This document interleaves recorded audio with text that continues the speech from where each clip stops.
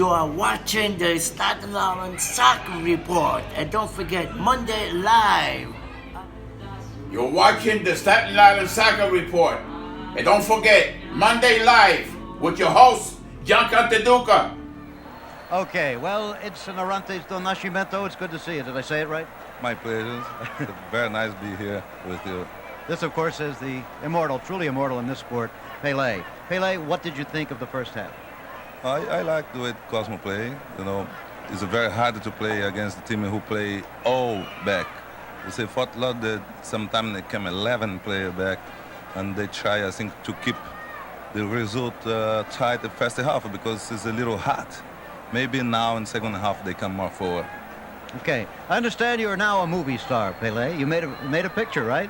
Yes, we made a picture in Budapest, and the film should be released very soon. And I have a luck to be between the biggest team in the world and the moves and the scene. Well, I understand you made a new friend making that picture, Sylvester Stallone. Sly, would you come in for a minute and join us? Sylvester Stallone. How are you?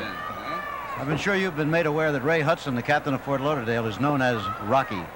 Yes, I met him yesterday, and I thought it was kind of a coincidence. I didn't know.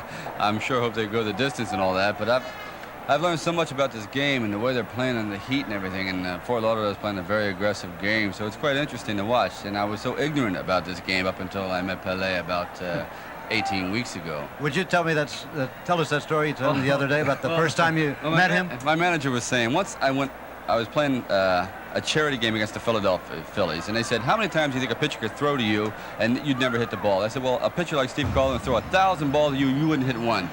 Well, I always kept that in the back of my mind. Then when I met Pelé, I said, how many times do you think Pelé could kick a penalty shot and get it in? He goes, out of 1,000 times, you probably get about 2,000 shots in. I said, well, when he came there, I said, okay, I'll challenge him. So he came out onto the field, and it was a really rough pitch. It was sandy and all that.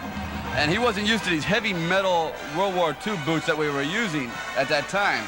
So I'm standing in the goal, my knees are knocking and all that, but I'm trying to put up a front and all that because I have a little money on the line.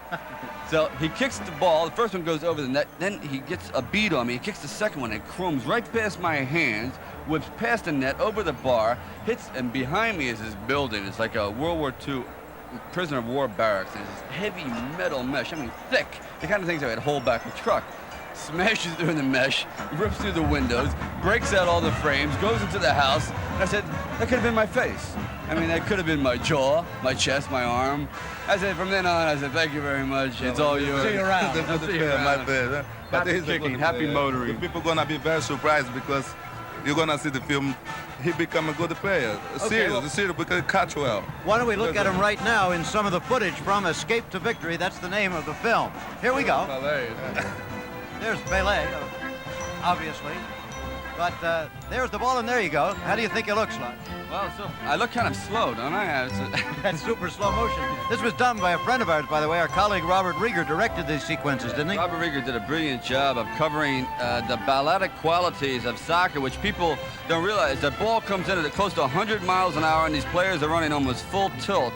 So when you slow it down, you actually see the coordination and what is involved in really manipulating this ball downfield. It's totally different from any other sport I've ever come across, and I have just a tremendous respect. And you don't really realize the genius of Pelé until you see it slowed down. You say, how can anyone have 800 muscles coordinated at the same time? It's incredible.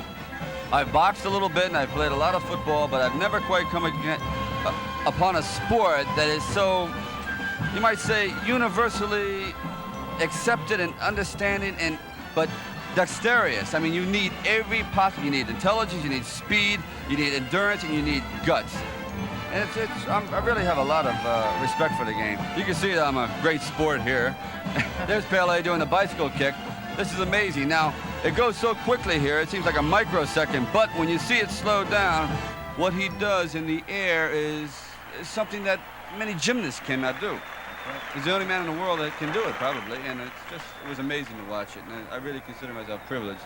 It's really a genius of the sport, a genius of the sport. I think no, we work together. I think the bicycle kick is really difficult to see. You see the whole championship. You see one goal sometime. Yeah, but one bicycle kick, kick and one goal. It's a very over 1,300 goals and only 5 of these bicycle kicks. So you can imagine how rare they are. They come like once a millennium. Gentlemen, I want to thank you both very much. Pele, Sylvester Stallone, good luck to you with Escape to Victory, which involves a soccer game between prisoners of war and their Nazi guards. I see you got a shirt on there. Yes. What kind of shirt? What is that?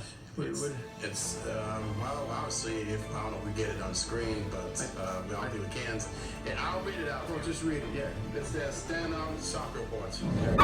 Thanks for watching.